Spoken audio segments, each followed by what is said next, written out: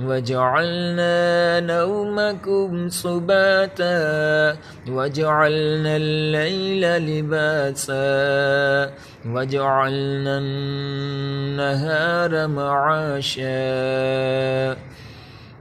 وبنينا فوقكم سبعا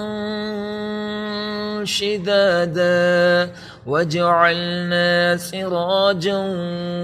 وهاجا وأنزلنا من المعصرات ماء ثجاجا لنخرج به حبا ونباتا وجنات